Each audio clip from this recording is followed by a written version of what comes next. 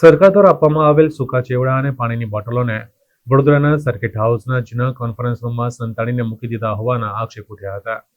વડોદરા શહેરમાં આટલા દિવસમાં પૂરની પરિસ્થિતિમાંથી વડોદરા શહેર પસાર થયો ત્યારે શહેરના તમામ નાગરિકોને કોર્પોરેશન પાસેથી સહાયની અપેક્ષા હતી, પરંતુ ખુદ કોર્પોરેશન દ્વારા આપદાને અવસરમાં ફેરવવાનો કોઈ મોકો બાકી રાખ્યો નથી અને સરકાર દ્વારા આપવામાં આવેલ સૂકા ચેવડા અને પાણીની બોટલોને સર્કિટ હાઉસના જૂના કોન્ફરન્સ રૂમમાં સંતાડીને મૂકી દીધા હતા.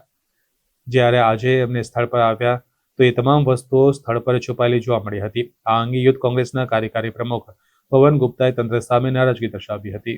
વડોદરા શહેરના અંદર 26, 27, 28 એ 72 કલાક એ વડોદરાવાસીઓ માટે એટલા કપરા સમય હતા કે જેમાં વરસાદી આફત પૂર એમના પર પ્રકોપ કરી રહી હતી. એવા પ્રકોપના સમયે વડોદરાવાસીઓને એવી આશા હતી કે વડોદરા મહાનગરપાલિકા એમની મદદે આવશે. આપણે સૌ જાણીએ છીએ કે વડોદરા મહાનગરપાલિકા એમની મદદે તો આવ્યું નથી, એમની મદદ કરવામાં સદંતર નિષ્ફળ રહ્યું છે. પરંતુ એનાથી મોટી શરમની વાત તો એ કહેવાય કે વડોદરા કોર્પોરેશને આ મુસીબતને, આ આફતને અવસર બનાવવાનો કોઈ પણ પ્રયાસ છોડ્યો નથી.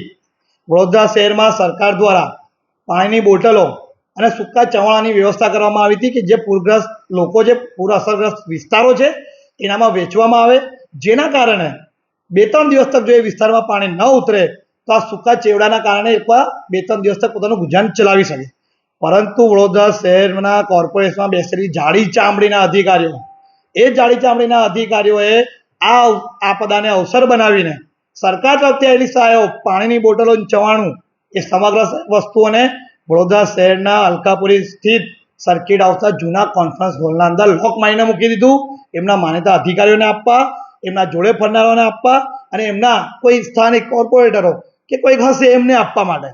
જ્યારે આજે અમે સ્થળ પર આવીને અમને આ વસ્તુની જાણ થઈ તો વડોદરા શહેરના એક ડેપ્યુટી મ્યુનિસિપલ કમિશનરને કોલ કરીને એમણે જણાવ્યું કે સાહેબ, આવી સુવિધાઓ સરકારે આપી છે તેને વિસ્તારના લોકોને પહોંચાડો. મને ડેપ્યુટી કમિશનર તરફથી જવાબ મળ્યો કે મારો આ ડિપાર્ટમેન્ટ લાગતું નથી ને મને ખબર નથી. અને એના 2 જ મિનિટ પછી વડોદરા અલકાપુરી સર્કિટ હાઉસના મેનેજરને એ ડીએમસીનો ફોન આવ્યો છે અને એમને આ રૂમ ખોલીને આ વસ્તુ સગે વગે કરવાનો પ્રયાસ કર્યો, પણ અમે સ્થળ પર પહોંચીને અને આ વસ્તુ પકડી લીધી છે.